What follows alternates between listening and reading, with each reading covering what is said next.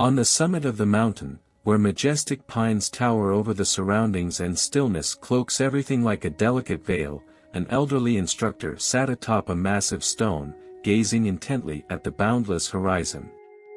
His disciples had departed some time ago, granting him those precious moments of solitude that he so cherished. There, immersed in the natural ambience, he meditated on what is truly significant in life and what fades like fallen leaves with the first breaths of the season. Unexpectedly, an elderly man approached with a firm yet serene stride. His expression revealed a long journey of inquiries, uncertainties, and perhaps missteps. Without any formal introduction, he posed a simple question, yet one as profound and far-reaching as existence itself. "Instructor, with whom should I spend the final stage of my life?" This question, so genuine and piercing, drew the master out of his reverie. The answer was not evident, and to find it, he needed not only to reflect but also to discern the essence of existence, interpersonal connections, and the meaning of old age. The master continued observing the horizon when the sound of a footstep interrupted his musings. At first almost imperceptible, as if the approaching figure wished not to disturb the fragile harmony of silence, the footsteps grew clearer until they stopped directly before him. It was the same elderly man, dressed simply but with dignity. His face, marked by time, bore witness to the passing decades. He bowed respectfully and, after a brief pause, said, "Instructor, I need to ask you a question." The master nodded, inviting him to sit on the adjacent rock. The man settled heavily and remained silent for a moment, as if gathering his thoughts. Finally, he spoke. "You are a man of great wisdom. I have come to you seeking guidance. My time is running out, and I often reflect on who should accompany me during the final stage of my life." These words, at once simple and profound, resonated like a declaration. The master regarded the man attentively, analyzing his expression, which conveyed not only sorrow but also yearning. "It is a matter of great significance," the master replied. "However, before I provide an answer, tell me, what has led you to ponder this?" The man took a deep breath and cast his gaze downward. "I have lived a long life, surrounded by many people, friends, family, colleagues. We laughed, argued, worked together. Yet now, in my old age, I find that many of them have gone, faded away, or grown distant. And I begin to wonder who is truly essential to keep close when the days become quieter and life more serene." The master listened intently, without interruption, as the man continued. "In the past, I thought it was crucial to surround myself with those who made life exciting and dynamic, but now I question that. I crave peace, understanding, perhaps even silence. Yet, with whom should I share these gifts?" The man looked up at the master, waiting for an answer, as if weighing each word. "Allow me to ask you a question in return," the master finally said. "When you were younger, what guided your choice of companions?" The man furrowed his brow in thought. His face revealed memories and regrets simultaneously.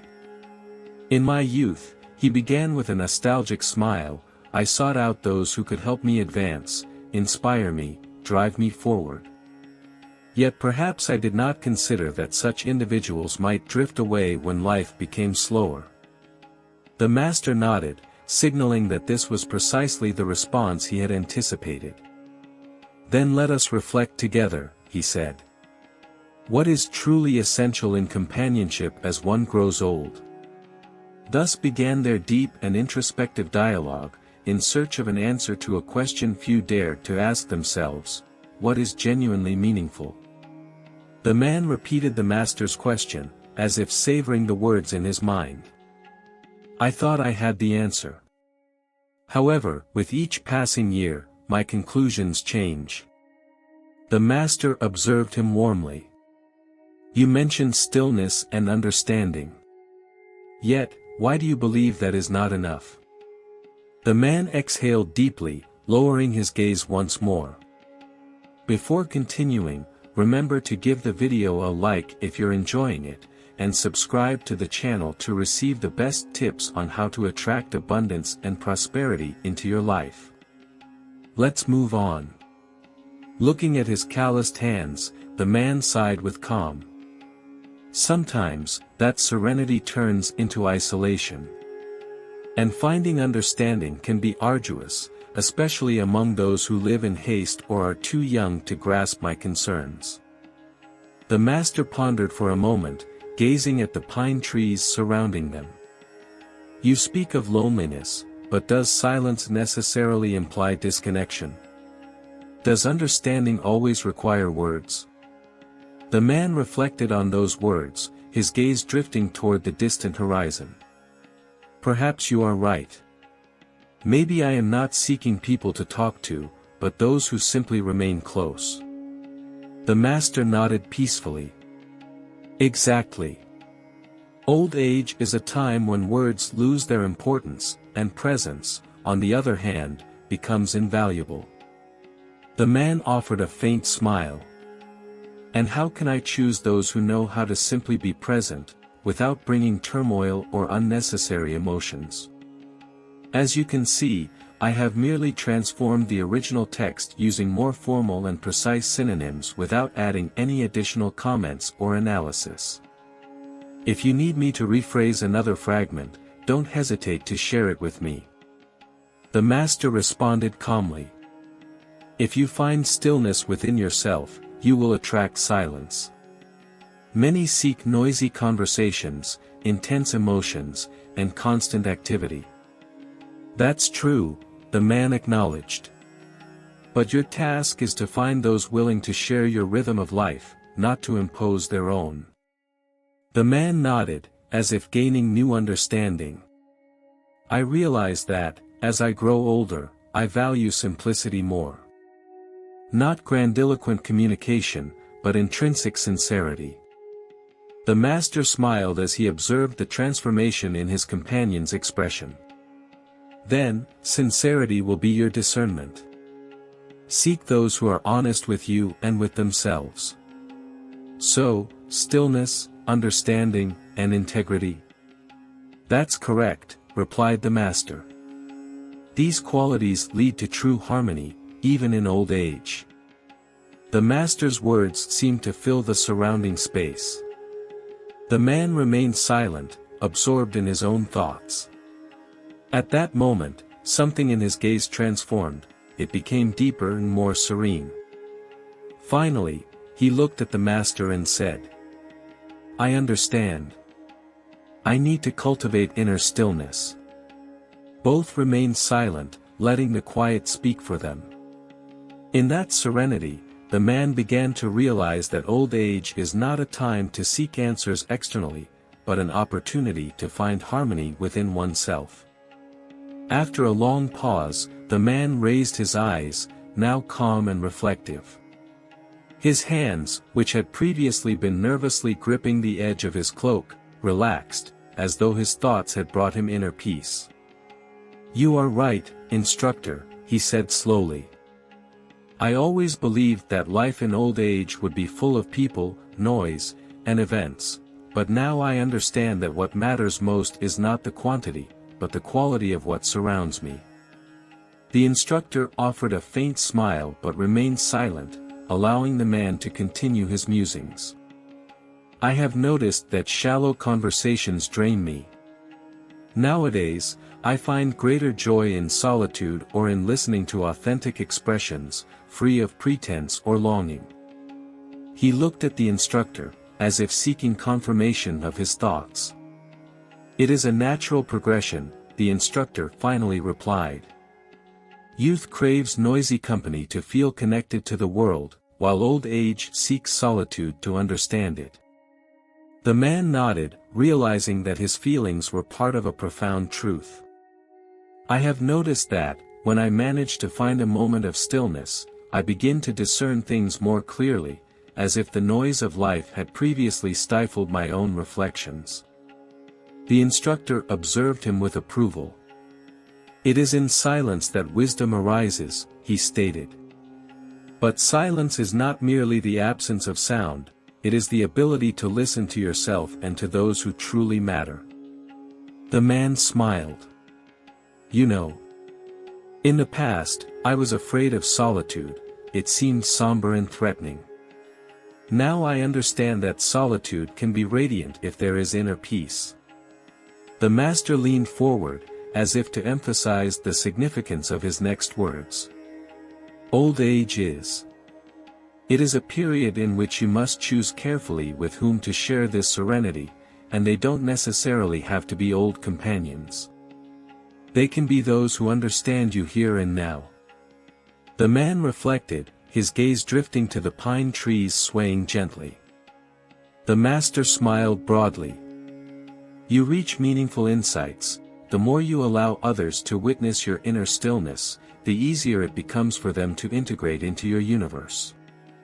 The man looked at the instructor, perceiving the serenity on his face, and felt a warmth spreading within him. "Thank you, teacher. You've helped me glimpse what has always been before my eyes." The instructor inclined his head slightly in gratitude and replied, "Remember, serenity and silence are not merely states of mind, they are tools to help you find those who truly matter at this moment." The man finally understood that old age is not merely a chronological matter but a time to achieve inner clarity. With this realization, he felt ready to embrace whatever the future might hold. The conversation then took on a deeper tone as the instructor began to elucidate why silence and understanding become the most valuable companions in old age. The instructor observed the man with a faint smile and spoke slowly.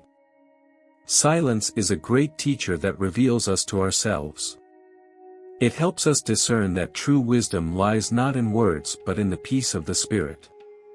The man nodded, allowing those words to resonate within him. "But why does silence sometimes feel so terrifying?" he asked. The instructor, lost in thought, ran his hand over the moss covering a rock. "Because people are accustomed to filling the void to avoid facing themselves.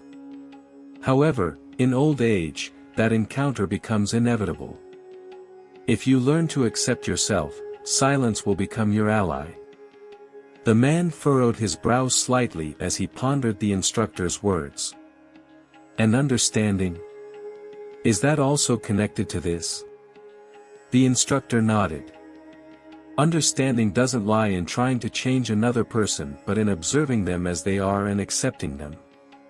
Silence aids you in listening, and understanding teaches you to hear. Together, they form the foundation for deep connections." The man looked at the pines swaying in the wind and smiled.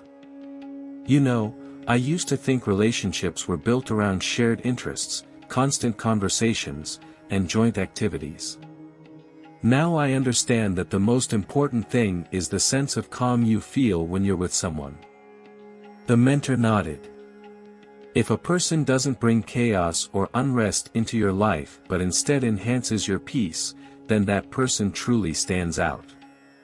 The man took a deep breath, as if a great weight had been lifted from his shoulders. "Then, I need to seek not those who try to fill the silence, but those who are willing to share it." "Precisely," the mentor affirmed. "Old age is a time to choose the people who deepen that silence." The man reflected, looking down at his weathered hands. "But how do you find such individuals?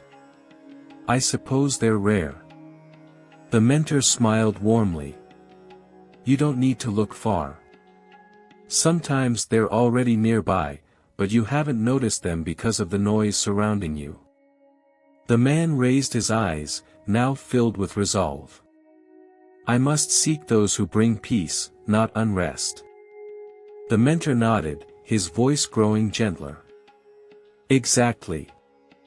Old age is like a garden, you choose which plants to keep so they can bear fruits of tranquility and joy." At that moment, the man felt ready to cultivate his own inner garden. Determined to change his approach to his surroundings, the man listened as the mentor continued. Let us talk about who should inhabit your garden to make it a place of peace, not chaos. Thus began their discussion on creating an environment that fosters emotional stability in old age. The mentor raised his hand, pointing to a mighty pine tree towering above the rest. Do you see this tree? It's the oldest here, yet it remains strong because its roots run deep into the ground, and its branches support one another. Your surroundings should be like that too. The man pondered, gazing at the tree. So, should I seek those who will be my foundation and support? Precisely, the instructor nodded. Your environment should sustain you as roots nourish a tree. These people must not lead you to despair or cause disorder. The man furrowed his brow slightly. But how can I choose such individuals without rejecting those who have accompanied me so far? The instructor regarded him with affection. You don't need to push people away. Simply reflect on who brings peace to your life and who causes unease, and connect with the former. The man nodded, his gaze growing sharper and more focused. And what if such individuals are few? Quantity is irrelevant, the instructor replied calmly. What matters is that each one of them is genuine and willing to share the quiet moments with you. The man reflected, his thoughts returning to his old companions. So, even a single person can be my support. Yes, the instructor smiled. The key is that this person stands by you, not just for themselves but for the sake of both of you. The man sighed with relief, as if he had grasped something profound. And who might such individuals be? Perhaps companions who shared the best experiences of your life. Maybe your children or grandchildren, eager to learn from your wisdom. Or even new people who find joy in your insight. The man pondered. I never imagined old age could be a time to form new friendships. The instructor's smile widened. Old age is not the end of the journey, but its continuation. The man lowered his gaze, and a hint of melancholy appeared in his eyes. What if I've lost the connection with those who were meaningful to me? Strive to restore it, the instructor said gently. People often fear taking the first step, but old age is the time to let go of resentments and open up to new opportunities. The man pondered these words as if applying them to his own life. So, are the truly important people not those who are always present, but those who are there when they are truly needed? Precisely, the instructor nodded. They understand that old age is a time of peace, not turbulence. The man allowed a faint smile to emerge, feeling an internal clarity for the first time. Then, I think I know where to start. The instructor watched him with approval. Let us conceive of old age as a meaningful stage of life, filled with wisdom and beauty. Those words became a bridge to a deeper understanding. Old age is not a burden but a phase of the great journey to be embraced with gratitude. The man remained silent for a long time, absorbing the instructor's words.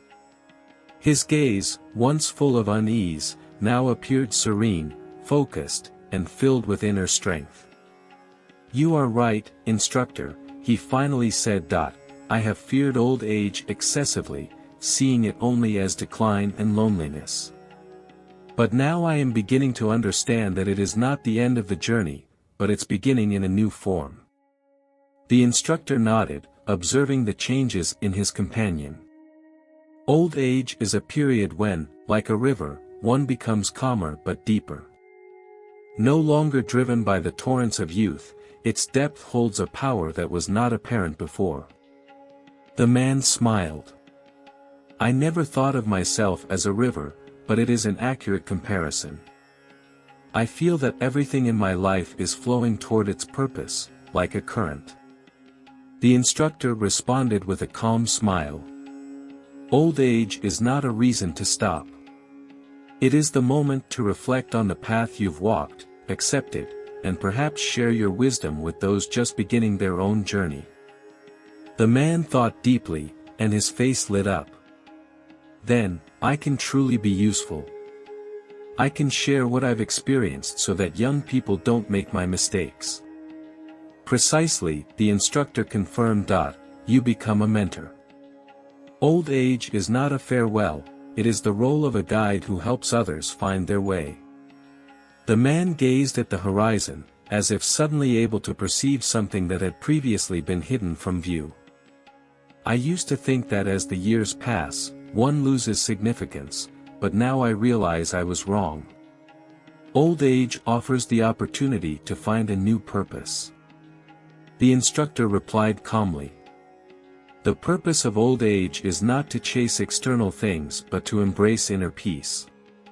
It is a chance to become a model of harmony for others. The man smiled again, warm and genuine. So, old age is not a burden, but the time to reap what I have sown throughout my life. And don't forget, added the instructor, that those harvests should be shared with those willing to receive them. The man took a deep breath of the crisp mountain air. I can feel my fear fading away. I am ready to embrace this stage of my life. The teacher gently tilted his head, showing that he valued his interlocutor's words. Then you understand that old age is not the end but just another stage in a long journey. The man stood up, straightening his back, and in his movements, there was no longer a trace of fatigue or hesitation. Thank you, teacher. Your words are like a key that has unlocked a door I could not cross before. Now I am ready to move forward. The teacher watched as his companion walked down the path, leaving behind not worry but serenity. Together, they reflected on the profound truth their conversation had revealed. Old age does not signify an ending but the beginning of a new chapter. It is an opportunity to embrace who we are and to offer the world the wisdom gained over the years, seeking no reward, for therein lies the true treasure of existence. Friends, if this story has inspired you to reflect on your own journey, on what truly holds value in life, and the people around you, don't forget to support our channel. Subscribe to keep enjoying more stories and reflections on the wisdom of life. Share your experiences in the comments. Who would you like to share your knowledge with? How do you find peace and harmony? We would love to read your thoughts and be inspired by your experiences. May every day be a step toward inner serenity. Thank you for being here. See you soon. We welcome you to the world of old age, dear viewers. Today, we want to share with you a profound story about the art of living fully, despite the difficulties that come with loss and loneliness in old age. This is the life of Mr. Carl Smith, a 62-year-old man who has faced many challenges, from his early retirement and the death of his wife, to his struggle with loneliness when his children are not always around. In particular, the narrative reflects the deep affection between him and Mrs. Maria, a couple in the final stage of their lives, which brought tenderness and purpose to their later years. However, fate, with its harshness, interrupted their relationship, leaving behind a feeling of sorrow. Through this story, we not only witness the challenges that old age imposes, but also learn to love, to value every moment, and to cling to what truly matters in life. We invite you to join us in this reflection. My name is Carl Smith, I'm 62 years old, and I worked for a state-owned company for almost half of my life before retiring. Over time, the company underwent reforms, and I was forced to leave my position earlier than expected. Fortunately, I had lived modestly, which allowed me to save some money. Life wasn't so difficult. My home used to be very lively. My son, Max, and my daughter, Jen, were already married and living stable lives. However, over time, the house began to empty. A few years ago, my wife passed away from an illness. My children began focusing on their own families, and little by little, their visits became less frequent. One afternoon, I was alone on the sofa, gazing at the empty house, with a bitter sense of emptiness. Suddenly, the phone rang. It was Max calling. His voice sounded hurried. "Dad, are you home alone tonight? I have an urgent job, and I probably won't be able to see you." Although I felt somewhat disappointed, I understood that his job was demanding and, with his own family, he had more responsibilities. I didn't want to make him feel uncomfortable, so I replied calmly, "Don't worry about me, focus on what you need to do. I'm fine on my own." After hanging up, I let out a sigh. It felt as if the world had gone on without me. Before, I was always busy with work and taking care of the family, but now, retired, without my wife by my side and with my children in different places, the emptiness grew larger every day. The next day, Mr. Johnson, my neighbor, came by. He was the same age as me, and our chats were usually pleasant. Mr. Johnson asked, "Are you home alone, Mr. Sam?" I nodded silently. He sat down and sighed with regret. "It's the same for me. My wife and children are busy with their own things. I also feel empty inside." Hearing his words, a feeling of tightness in my chest engulfed me.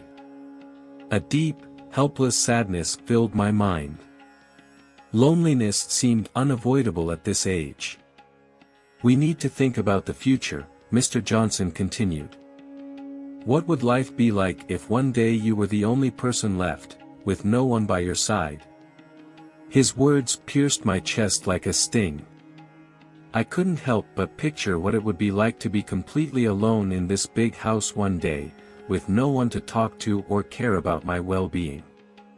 That phrase kept echoing in my mind, ringing in my thoughts like a terrifying warning. What would I do if I ended up alone? A few days later, Jen, my daughter, came with my granddaughter to visit us. I decided to prepare some of the dishes she used to love when she was little. I took the opportunity to talk a little more, but as soon as Jen entered the house, she quickly said, "Dad, I brought the little one to keep you company for a while, but I have to go back to pick up my husband." The hurried tone in her voice and the worried expression on the little girl filled me with a sense of melancholy. I just smiled weakly and responded, "Do what you need to, Dad is fine." She quickly fed the little one and then left, giving me some instructions before leaving. I watched her figure fade away and felt an emptiness in my heart. My eyes filled with tears that I couldn't hold back. That night, as I lay in bed, the events of the day came to mind. I couldn't fall asleep, and the unsettling question of what I would do if I were left alone repeated itself in my head. I convinced myself that I couldn't continue living this way, that it was necessary to prepare for what was to come. A few days later, I scheduled a meeting with Mr. Johnson to take a walk in the neighborhood park. We sat on a bench and watched people pass by. I told him, "You were right. I've been thinking a lot about this lately. At my age, if I ended up alone, how should we live?" Mr. Johnson nodded and replied, "I've been thinking about it too. There are things we need to plan ahead for, we can't wait until it's too late. The first thing we need to consider is our financial situation. We need to make sure we have enough money to cover our basic needs and avoid difficulties." I completely agree, as financial stability is essential. Without resources, life in old age will be even more complicated. Reflecting on this, I began reviewing my savings. Although for now I don't have major expenses, it's important to think about future ones, such as medications or any unforeseen events that may arise. All of this requires detailed planning. Before we continue, remember to like the video if you're enjoying it, and subscribe to the channel to receive the best advice on how to attract abundance and prosperity into your life. Let's move forward. Mr. Johnson continued, "If our wives are no longer with us and our children have their own paths, we cannot keep depending on them. That's why it is crucial to learn to be self-sufficient and take care of ourselves. It's essential to exercise regularly and stay active. We must not limit ourselves to staying at home." His words made me reflect on how I used to only worry about my children and neglect the quality of my own life. Every day, besides watching TV, I limited myself to staying at home without engaging in any social activities. Living that kind of life would eventually affect my health sooner or later. That's why I decided to change my habits. I started going to the park every morning to exercise, and in the afternoons, I went to the community center to play chess and chat with other seniors. Over time, I met new people, and my life began to fill with enriching experiences. Despite this, the feeling of loneliness persisted. Every night, when I lay down and stared at the ceiling, I couldn't stop thinking about the days to come. I questioned myself, if I ever ended up alone, would there be anyone by my side? Who would take care of me if I got sick? These concerns kept swirling in my mind, stealing my sleep. Perhaps I should consider finding a life companion. That thought appeared suddenly, although I still felt unsure about it. My wife had passed away recently, and the fear that this might be disrespectful to her memory held me back. However, as time went on, the loneliness grew heavier, and I realized I couldn't bear it much longer. Eventually, I found the courage to share my thoughts with Mr. Johnson. He nodded silently. "I know what you're feeling," he commented. "When my wife passed away, I went through the same thing. Us older folks, we don't look for someone to depend on, but someone to talk to, share with, and support each other when needed. I feel more at peace now. It's true that you don't seek a partner for someone to care for you, but to avoid loneliness." I reflected deeply on this, and over time, I stopped resisting the idea. At a community gathering in my neighborhood, I met Mrs. Maria, an older woman with a very open attitude. She also lives alone, as her children work far away. We had a pleasant conversation, and gradually, we started communicating more frequently. Mrs. Maria is a positive person, enjoys traveling, and has brought a lot of joy to my life. As time passed, our relationship grew closer. We went to the market together, cooked meals in each other's company, walked in the park, and enjoyed TV. Although we didn't talk much, her presence helped ease the feeling of loneliness. When Mrs. Maria moved into my home, the house took on a much warmer atmosphere. Meals no longer consisted of just me and the TV, they involved our conversations and laughter. Although we didn't formalize the marriage, our life together resembled that of a married couple, always caring for and looking out for each other. On one occasion, I had a very high fever, and Mrs. Maria, worried, rushed out to get medication, carefully cleaned me, and then contacted my son, Max, to take me to the hospital. When Max arrived and saw Mrs. Maria busy attending to me, he was somewhat surprised and immediately asked, "Dad, why didn't you let us know earlier? If something happens, just call us." With a calm smile, I replied, "I didn't want to trouble the kids.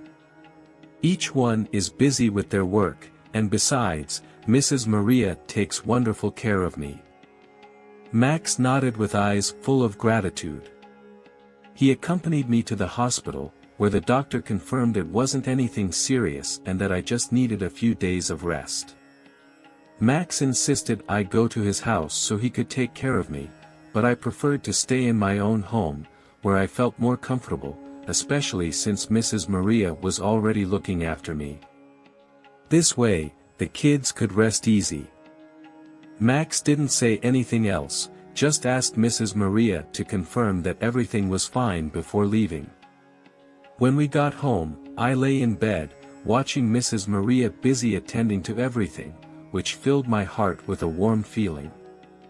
It is truly comforting to have someone by your side in old age. Reflecting on this, I felt a burden lifting. Our relationship grew stronger over time. Although it didn't have the intensity of youthful love, that constant and simple presence gave me peace. We took care of each other's health, looked after one another, and life went on in a calm and warm way. However, as the years went by, difficulties began to arise.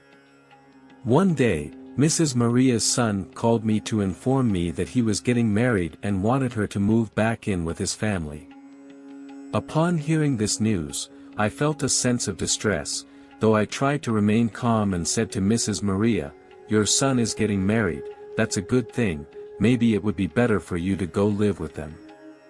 Mrs. Maria seemed puzzled and replied softly, "But I've gotten used to being here, I don't know if going back will serve any purpose." She looked at me, waiting for comforting words. My heart was filled with uncertainty, but I finally sighed and said, "Your son needs you. That's the role of a mother." "I'm fine by myself, you can go without worry," I said, but inside, it felt as though a heavy burden had been placed on my shoulders. After several days of reflection, Mrs. Maria decided to go live with her son. I accompanied her to the bus station and watched her get on the bus, while my heart was filled with mixed emotions. When the bus began to move, I stood still, my mind blank, and as I returned home, I found myself once again facing the emptiness of the house, where the warmth of family was no longer present. She's gone, and the only thing that remains is a feeling of loneliness that is hard to describe. Maybe that's the fate of the elderly, reaching a point where they must learn to live with solitude. I murmured, my eyes wet, not knowing how long I had been like this. After Mrs. Maria's departure, my life returned to its usual course, once again in solitude.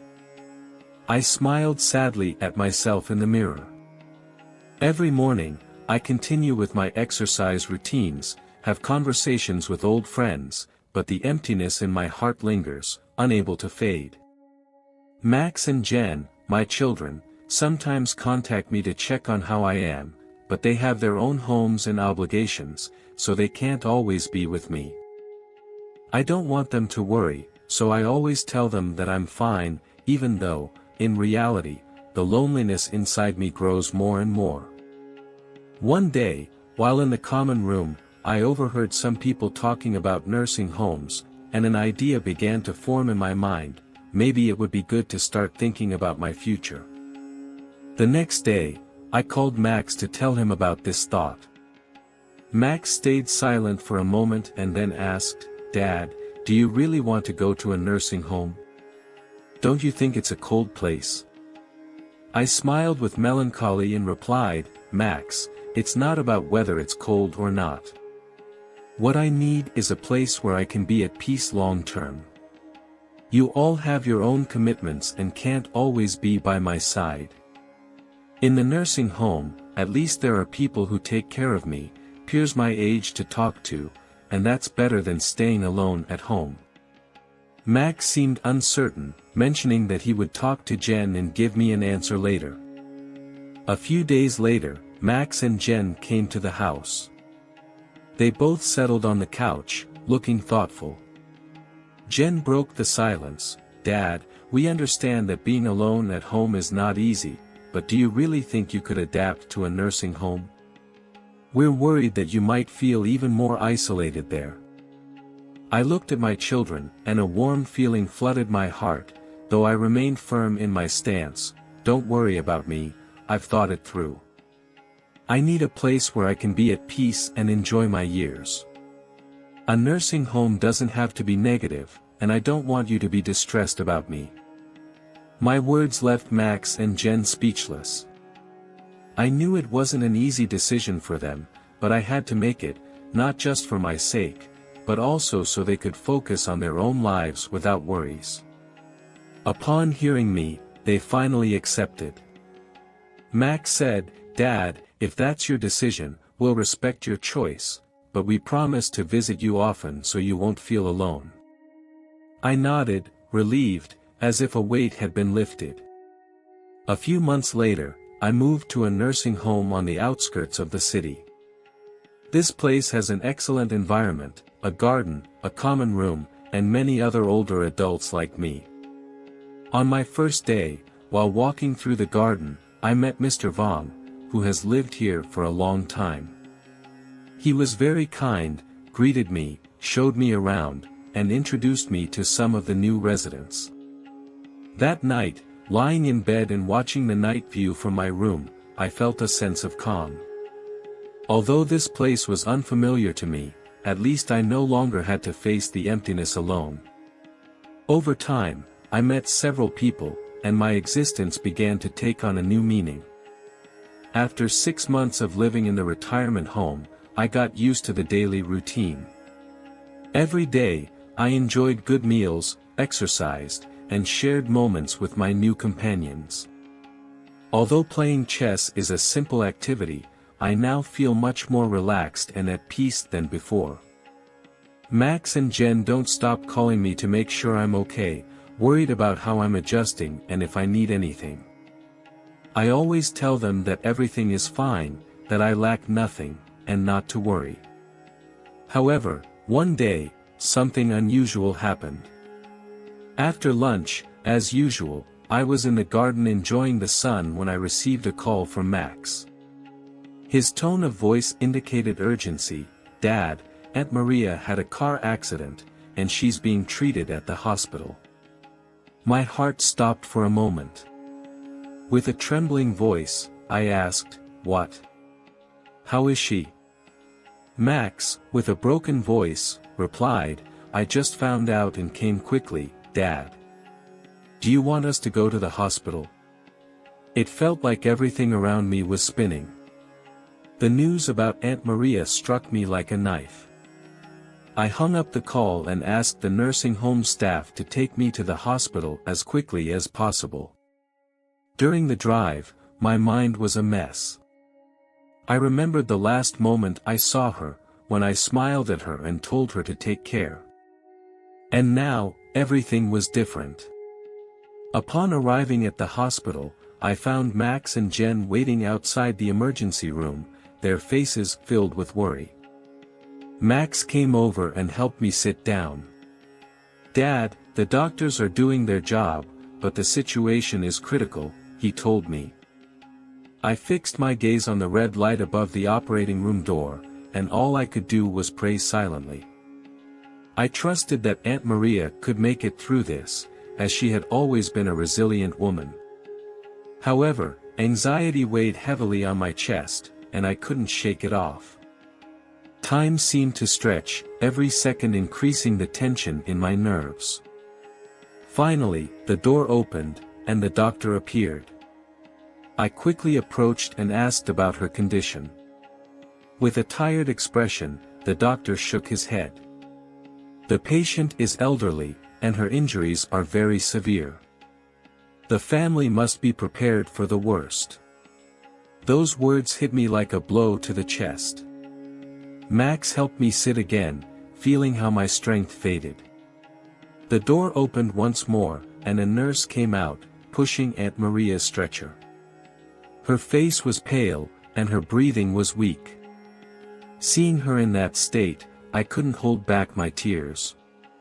Aunt Maria, always full of life and optimism, now lay there, breathless. I couldn't process it. Trembling, I took her hand and whispered, "Aunt Maria, you have to fight. You promised we'd walk together until the end, you can't leave me alone." She opened her eyes with effort, as if my words reached her ear, and her lips moved, but she couldn't make a sound. Only a tear slid down her face. That tear shattered me completely. I knelt by her bed, holding her hand tightly, crying, "Aunt Maria, please don't go. I can't live without you." If you leave, I don't know what will become of me. Max and Jen were by my side, crying silently too, but they understood that, at that moment, any attempt at comfort would be useless. That night, Aunt Maria's condition worsened drastically. The doctors warned of the imminent danger of her passing. I stayed by her side every second, fearing she could leave at any moment. She seemed to sense my presence, as she slowly opened her eyes, lifted her hand, and with great effort, took mine.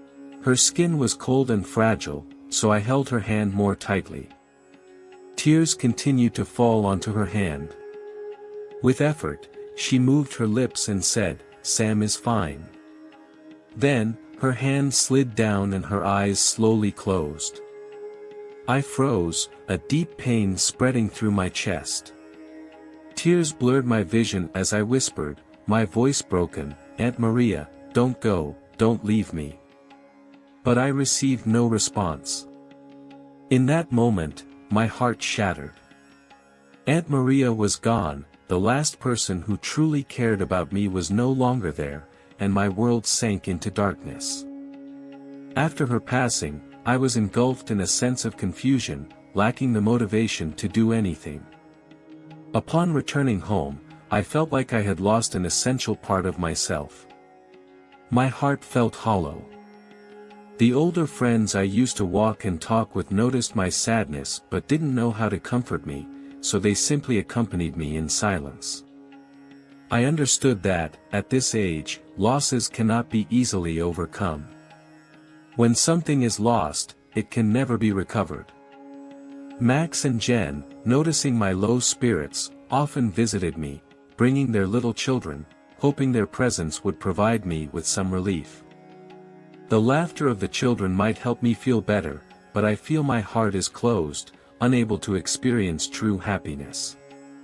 Sometimes I smile, but only to calm my children, while loneliness weighs heavier inside me.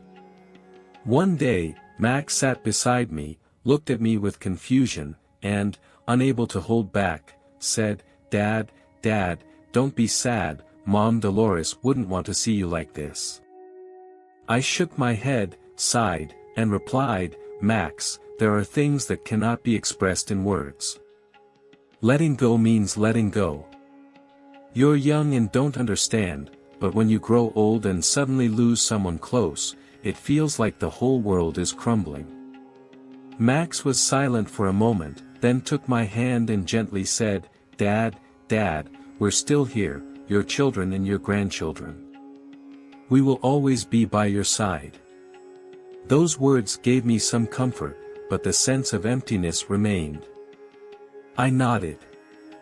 I know, you're always looking out for me, but sometimes that emptiness in the soul is something only one can understand." One day, while walking in the garden, I noticed an elderly man who had just arrived. His expression reflected sadness, a mix of loneliness and confusion, just like I had felt when I first arrived here.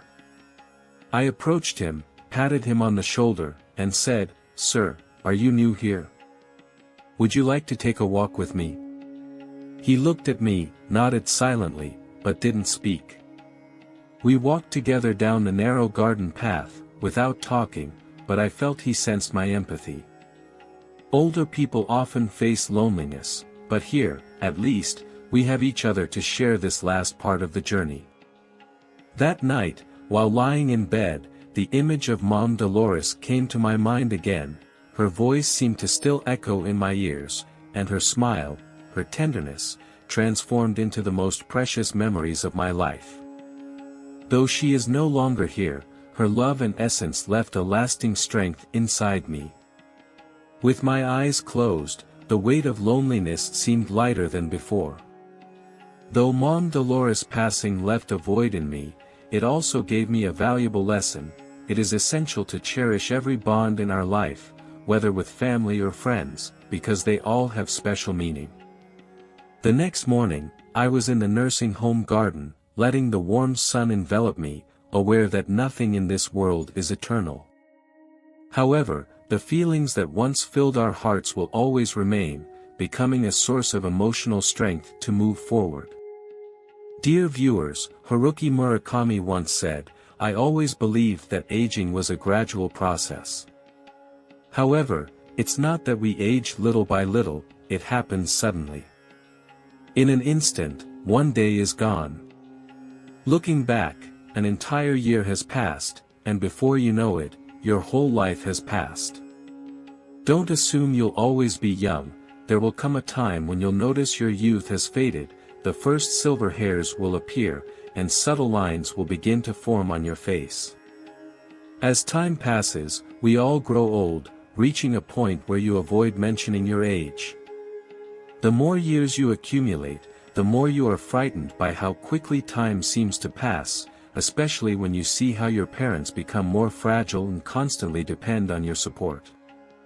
Suddenly, you realize you've crossed over 50, and when someone calls you grandpa or grandma, you don't know how to react. After that moment of confusion, you just have to accept that, indeed, you are entering a new stage of life.